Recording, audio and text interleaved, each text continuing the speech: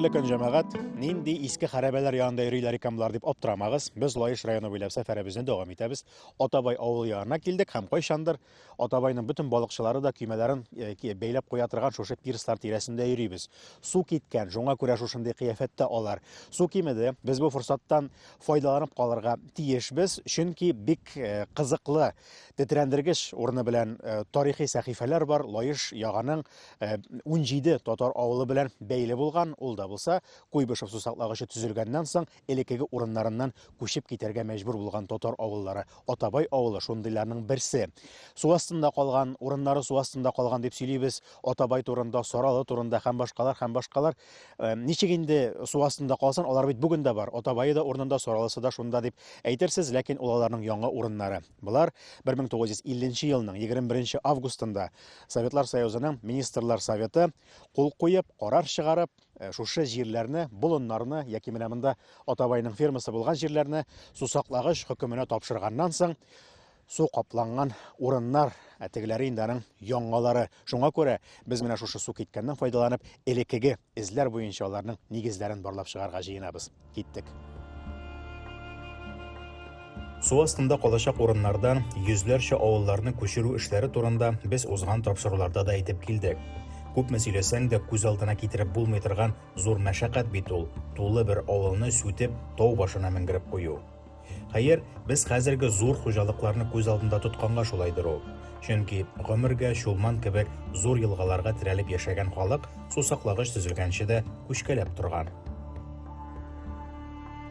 Менә хәзер шушы урында авылыбызның уртасында басып торабыз. Җаныбызда зират шунда. Зиратта шул ул авылның уртасында калган. Борын заманнан безнең Кама елгасы агып, яз көннәре ишелеп, анда күп авылыбызда 4 урам бар иде. Шулар ел сайын күчәләр. Яр ишелгәчтән инде торып булмый күчәбе. Безнең Атабай халкы күчә зиратыбызда узып китте.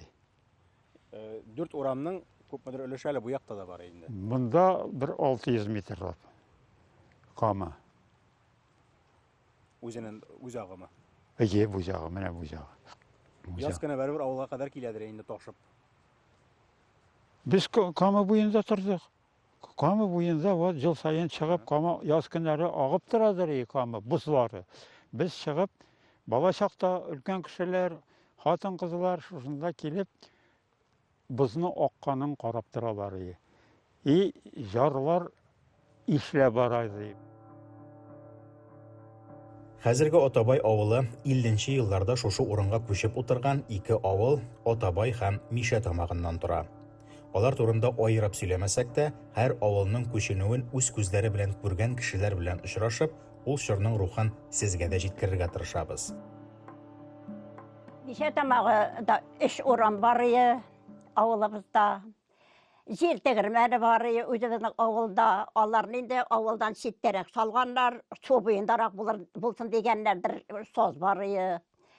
Ondan soң бик зур ындыр дибез инде теге ашлыкны җыеп, ниткәчтән кайтып атлар ташып тутыра торган амбар ындырыбыз бар иде, авылда зур иде. Бу колхоз чыккач инде, колхоз чыккачтан. Әүвәл айрым хуҗалык булган инде. 30нчы елларда колхоз башланып индәннәре менә шулай бөтен атлар өчен бергә нитеп, шунда ындырда Малатилка да бар иде, бәрабәр эшләделәр ул вакытта да, ул вакыт булса да инде. Шуннан инде нәрсәләр фирмада булды, шул неткәчтән тыйрлар, дуңгызлар да булды, сарыклар да булды фирмабызда. Авылыбызда инде байларда яшәгән ул вакытта, теге куылучылар булган инде авылыбыздан ничә җыр әйтеп киткән дә булган алар инде. Нурулла бай дигәннәр инде. Менә аны куганнар. Аннары соң 40 сентендиләре, алар атлар белән, бияк атлар белән занимать иткәннәр. Аларны кудылар йортларыннан чыгардылар. Ondan soң Күмәш Хәсән диләре, ул күмәш салып авылны нидеп торган. Аларны кайтмаска ук ясадылар. Авылга кайтып, Идел арҗагында җимнәнгә катып яшәп үлделәр. Картайгач кына кайтып, балалары да кайта алмады. Менә кертмәделәр. Хәдичә апа сөйләгән вакыйгалар 1928-32 елларда аеруча көчле барган раскулачивание сәясәтенә карый булса кирәк. Азмы күпме мал-мөлкәте булган, нык торган крестьяннарны милексез калдырып, куркытып булса да колхозлаштыру эшләрен тизәйтергә тырышу галәмәтләре бу. Авылдан сөрелүдән яки бөтенләй атып үтерелүдән курыккан единоличниклар кая барсын? Ә менә сау сәламәт, куллары эш белгән кулакларга башка урын табыла. Алар илнең төрле почмакларында башланып килүче зур төзелешләргә, урман кисү, яңа җирләр үзләштерү эшләренә җибәрелә. Рәсәй буйлап миллионлаган кеше сөргенгә озатыла. Аларның күпчелеге авылларын бүтән бер кайчанда күрмәячәк. Менә шул авылыбыз матуры, әйбәте бик, әлдә сагынам әле шул авылымны. Менә турадан барганда Казанга күпме дә барып җитеп буладыр, боз каткач. Турадан барганда җәяүләләр, нормынкыда куналар. Пишән белән жүргәннәр ул вакытта инде. Булыныбыз зуры бик, анда инде Казаннар да килеп чабалар, Сарланнар да, Ташкентмәннәр дә бик зур булынлыгы инде анда безнең ирләр җагысы нидән чыккачтан, су аркылы чыккачтан. Пишән була, пишән күбәй инде. Терлек башрыйлары инде халык. Пишән белән йөрүләр инде, ирләр, әтиләр инде, абыйлар, Нормынкыда куналар барганда берне, кайтканда тагы берне куналар. Нормынкы авылында. Туры Казанга барып җитә алмыйлар ат белән инде. Менә безгә Илдар абый әйтте, Атабайның менә бу хәзерге урыны, элек безнең басу иген җирләре дип әйттеләр. Әйе. Нинең Миша тамагының су басканнан соң үзенең җирләре дигән элеккеге җирләре калдымы? Мишәтенең бер җире дә калмады аның. Миша тамагының су астында калды җирләре. Менә тау асты тау дидерик, без хәзер тау өстенә күчерелдек инде. Тау асты дип сөйләшәләр, тау өстендә җир бар. Менә шул тау өстендәге җир әле шушы менә без авыл булып күчтек инде шул җирләргә. Үзебезнең җиргә күчтек. Икенче мәртәбә күчкән чакта килеп, менә һәрбер җортның үлчәделәр. Аның сарае бармы, алмагашы бармы, базы бармы? Ondan soң туалетләргә хәтле бөтенесен үлчәделәр дә, акча бирделәр күчкән өчен ул чакта. Беренче мәртәбә бирделәр җартсын, күчәсен фундамент. Бар күчтән агачланып киде. Ondan soң калганын бирделәр. Ул чакта микәндә бик хәтеремдә белмим. 12 мең, 8 мең, 6 мең шулай алдылар инде ул вакытта бирделәр. Кемнең хәҗәйсесе зур, алар күп алды. Аты ие бар кичерәк кенә җил капка, сарае генә. Аннары нәрсә бирәсең? Күп бирмәделәр аларга. Кайбер кешеләрнең зуртлары күп, сарайлары күп. Алмагачлары бар, умарталары бар. Барына да акча түләделәр аның өчен.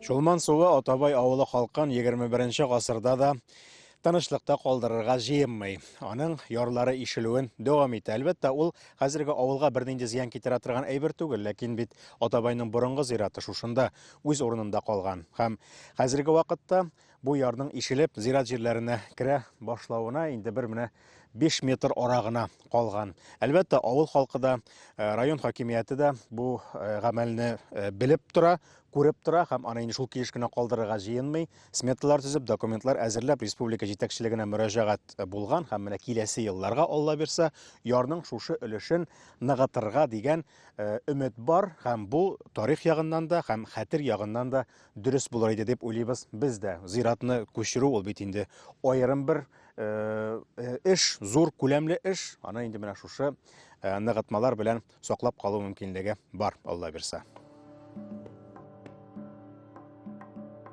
Су басачак урыннардан авыллар күченү, кешеләрнең туган нигезләрен бик теләсәләр дә бүтән күрә алмаячаклары бер хәл. Аларның зиратлары да бар бит әле. Монысы аеруча авыл халкының йөрәген әрнетә торган мәсьәлә. O Mişe Tamam deganlar şunun için Mişe kamıga kuşulgan çağı. Аларның зиратлары су астындамы? Alanın siratları su астына алырга итмәделәр аны, бирмәделәр. Казып аннан үзебезнең истә күргәнсез яра. Үзебез зиратка аннан алып кайтып күмделәр. Сөякләрен. Su астында калдырасы килмәде ишене.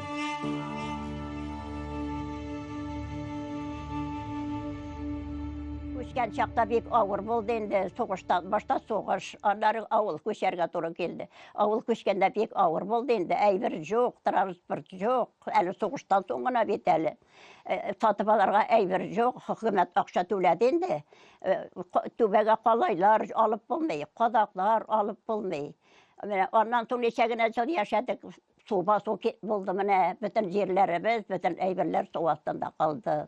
Bulanlarımız bek faydalı bolgan indi ol bulanlar alар әрәм қалды. Анда енді җиләкләр буладыр, чыгып җыялар, аннар чыган дидер егенде бәдел шипауны енді ул. Ул бик күбе, менә шуның белән халык көн күрде ул вакытта.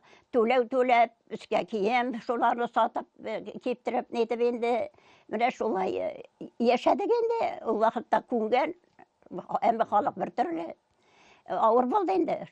Керосинлар булмады, сугыш вакытында шырпалар булмады. Жандырага. Менә сезнең бит зиратны да күчерәләр. Зиратта күчте. Зират калды инде, су астында калды, иске авылдагы зиратыбыз. Казып Күчерделәр. Әллә калганы калдымы аның? Калмагандыр инде, безнең ул җары эшләдер ул вакытларда. Шулай яшәде инде. Һөнәрчеләр бар идеме? Берәр төрле әйбер ясаучылар, агач осталары.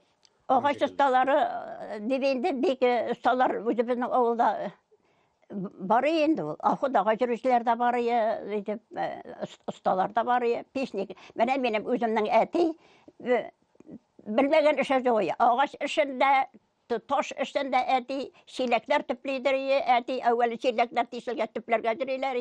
Әти чиләкләр дә төплидер, кымганнар да ясыйдыр, агач эшенә дә тутайы. Менә әти менә шулар белән безне сугыш вакытларында кешегә эшләп тә үтерми калды. Без өч кыз булдык, өч бала. Әти без менә шул 46 елда әти үлдәннәр. Әти үлде.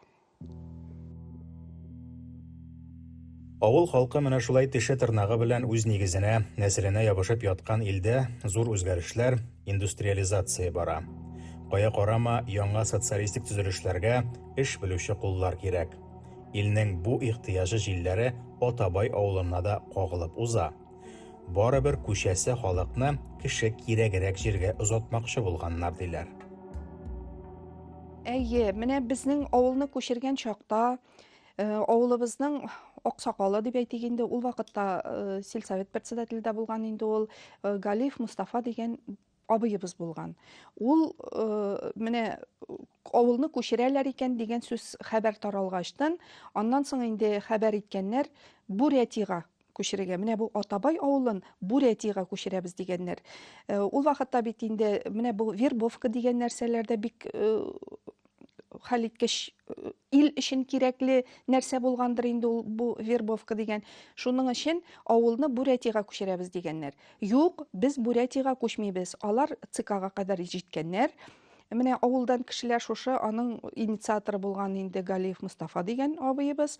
Ул кешеләр белән барганнар. Юк, без анда күчмибез. Безнең монда киндек каны тамган җиребез, безнең монда әби бабайларыбызның каберләре, без бу җирдән бер кая да китмибез дигән хәбәр әйткәннәр алар үз сүзләрен.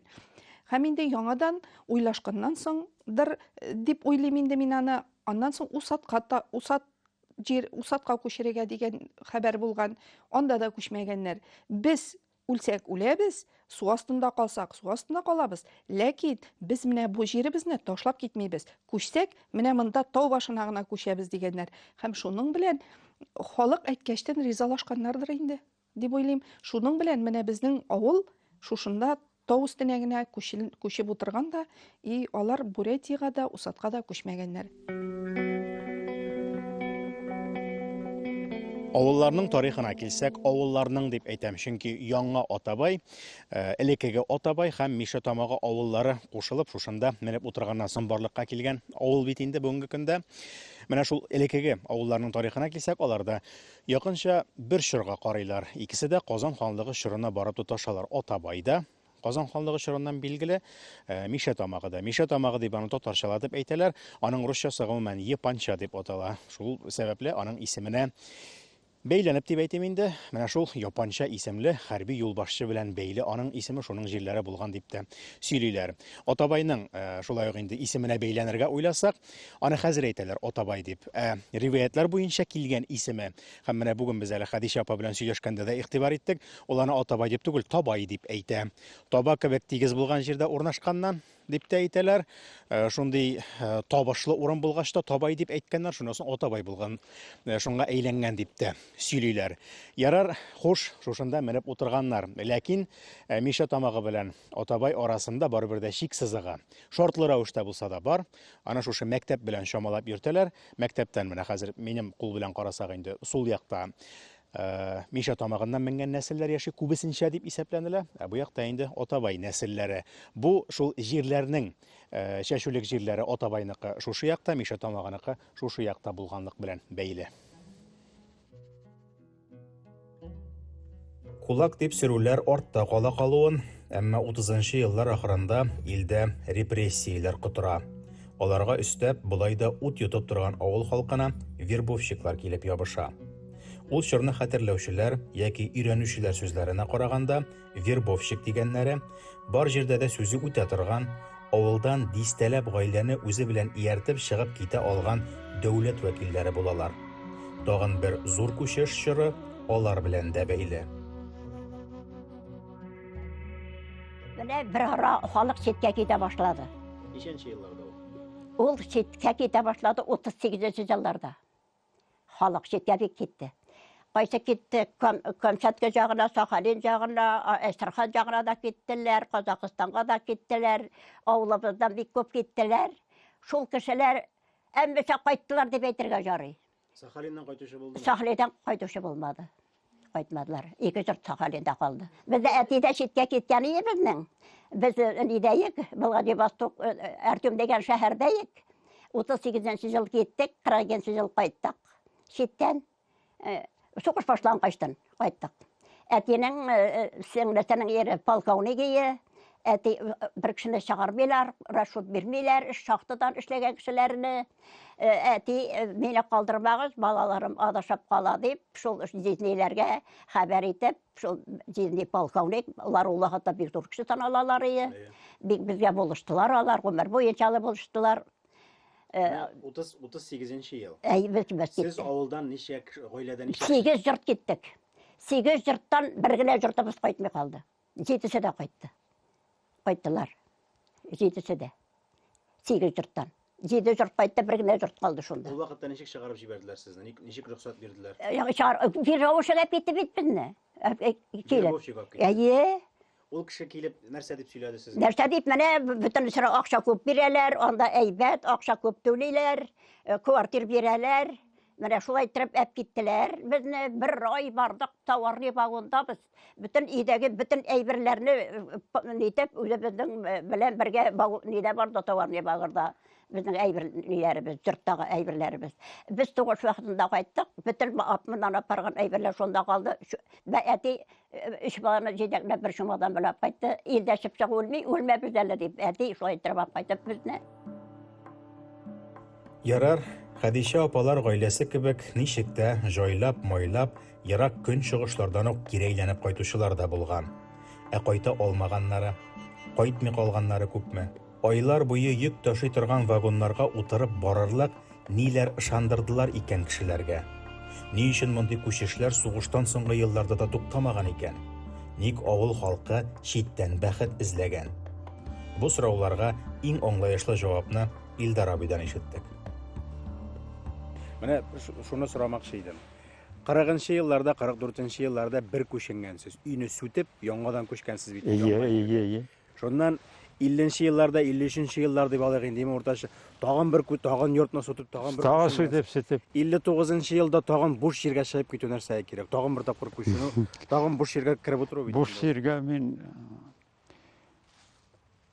ауылыбызда ат жектім мен. Ат су қаладым, шәй іштім. Ondan соң пішен шаптым. Грузлар ташыдым, жүклер ташыдым. Шунdan менің қоя барым, ғұрт тирәсіне бармаймын, бір нәрсе білмеймін. Шуның анда бардым да менің барғаштан, анда шайма шоферге оқыдым да, шофер болдым. Анда 9 жыл шофер болып ішледім. Ondan соң көштім, дала көп, егін шешелер, анда ол вақытта, бірінші вақытта 41 мың шешелер егінні, 8 бригада, каждый бригада 5 мың ие. Мен келгенде уже сократиткенлер, кеміткенлер 15 мың гіне, 15 мың. Қайсы қайтып кеткен, қайсы анда... Siz әйбәтрәк яшәрмен, рәхәтрәк яшәрмен дип уйлап бардыгызмы өметләнеп бу вакытта? Шулай инде, әйбәт колхозны беләсез инде. Акча юк, ул чакта бирмиләр инде. Бөтен süt сдавать кирәк, жұмыртқа сдавать кирәк, ит сдавать кирәк, бәрәңге сдавать кирәк, жан тире барысын да сдавать итәләр. Халык бик әйбәт яшәмәде инде ул вакытта. Анда баргачтан акча ишинде. Шофер булуыннан тыш, Ширәм җирдә Илдар абыйга тракторчы, комбайнчы таныклыклары да бирәләр. Шулай итеп, авылда ат җигүдән ярак китү мөмкинлеге булмаган егет читтә эшләп, яхшы хезмәт хакы, мактау грамоталары, дәрәҗәле бүләкләр алуга ирешә. Хәзерге сүзләр белән әйтсәк, яхшы социаль лифтка эләгә. Авыл җирендә дә тормыш акрынлап җайлана анысы. Әмма бик акрынлап шул.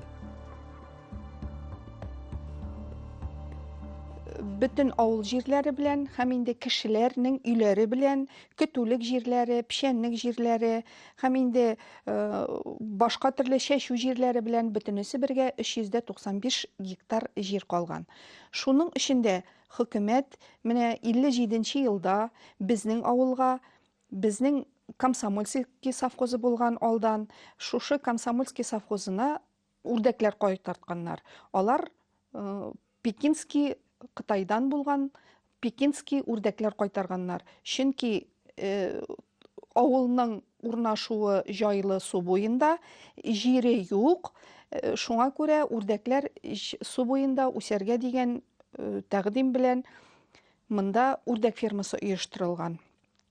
Электән менә 80нче елларга карасак инде 80нче елларда авылдагы бу фермаларда үрдәкләр саны 250 мең башка кадәр җитә иде.